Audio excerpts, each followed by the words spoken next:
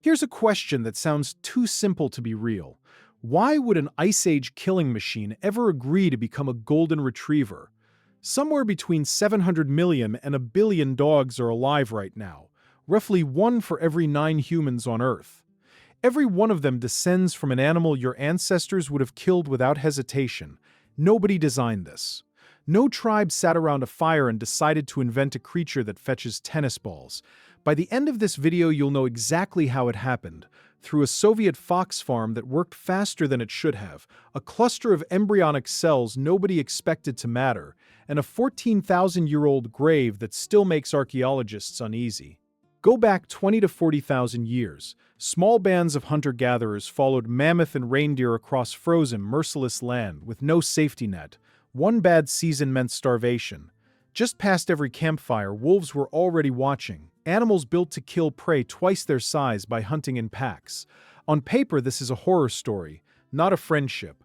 But wolves are scavengers too, and a human camp left exactly what a scavenger wants: bones, scraps, leftovers nobody finished. Bold wolves that got too close to armed humans usually didn't survive. But some wolves were simply born calmer than others, and the calmest ones could sit nearer the fire and eat more without dying for it. Without a single human lifting a finger, table scraps were quietly selecting wild wolves, not for strength, for nerve. That sounds like a guess more than science. Except in 1959, a Soviet scientist proved it. His name was Dmitry Belayev, and his method was almost insultingly simple. At a research station near Novosibirsk, every generation he picked only the calmest silver foxes, the ones that didn't flinch or bolt around people, and bred them together. No training, no leash, no reward. Just one filter: tameness. He expected results eventually. He didn't expect the speed. By roughly the 6th generation, fox pups were wagging their tails at researchers. Within decades, some were whining for attention and following handlers like dogs.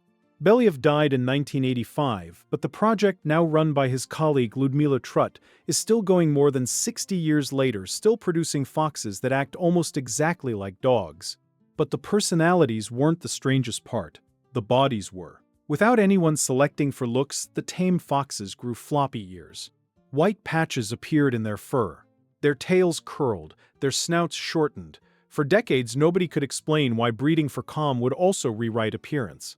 Then in 2014, researchers pointed to something almost nobody's heard of: neural crest cells.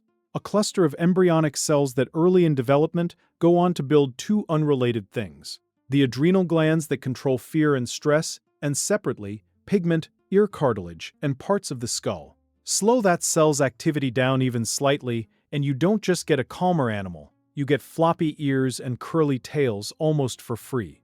Which means the first proto-dogs may have started looking less like wolves before any human decided they wanted that. The wolves weren't being domesticated on purpose. They were quietly auditioning. Once a few wolves were calm enough to live at camp's edge, the relationship grew both ways fast. Wolves hear, smell, and track far better than any human. A wolf by the fire worked like a free alarm system. Genetic comparisons place the actual split between wolves and dogs somewhere between 20 and 40,000 years ago, making dogs the oldest domesticated species on the planet by a wide margin. Thousands of years before sheep, goats, cattle, or farming itself existed. Some geneticists even think it may have happened twice, independently, on opposite ends of Eurasia. And dogs didn't stop adapting once the friendship began. Their genes kept tracking ours for thousands of years afterward. This is where the story stops being about survival and becomes something closer to romance. In 2015, a Japanese research team led by Miho Nagasawa found that when dogs and owners stare into each other's eyes, oxytocin rises in both species at once, the same hormone that spikes between parents and newborns. Wolves raised by humans from birth don't produce anywhere near the same effect. Dogs also evolved something wolves never did. In 2019, researchers found dogs have a tiny facial muscle around the eye that wolves lack, letting them raise their inner eyebrows, the exact motion behind those famous puppy dog eyes. Wolves are physically incapable of that expression. Dogs aren't, and it works on us almost every time. None of this came free. Once humans started breeding for looks instead of survival, things got complicated. Pugs and bulldogs were bred with faces so flat many struggled to breathe. Dachshunds were bred with spines too long for their legs, and disc disease runs through the breed. Many purebred lines today carry less genetic diversity than an average wild wolf pack. The same pressure that gave us friendliness eventually gave us, centuries later, problems we created on purpose. There's physical proof of how deep this goes, sitting in a museum in Germany right now.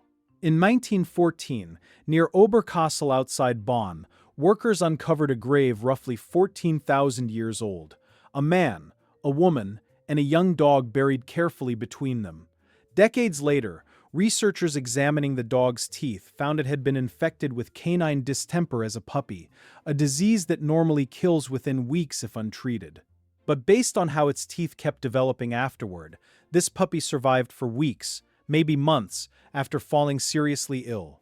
Somebody, in the middle of an ice age, with barely enough food for their own family, spent precious time and calories nursing a sick puppy that offered nothing useful in return. That's not a hunting tool. That's not a security system. That's love, 14,000 years before anyone had a word for it. So go back to the question we started with. Why would an Ice Age predator agree to become a Labrador? Now you have the answer. A fox farm in Siberia that proved tameness breeds itself in a few generations. A cluster of embryonic cells that turned calm wolves floppy-eared, almost by accident. And a 14,000-year-old grave proving humans were already choosing love over logic before we'd invented farming, writing, or the wheel. Next time your dog falls asleep with its head on your foot, you're not just looking at a pet.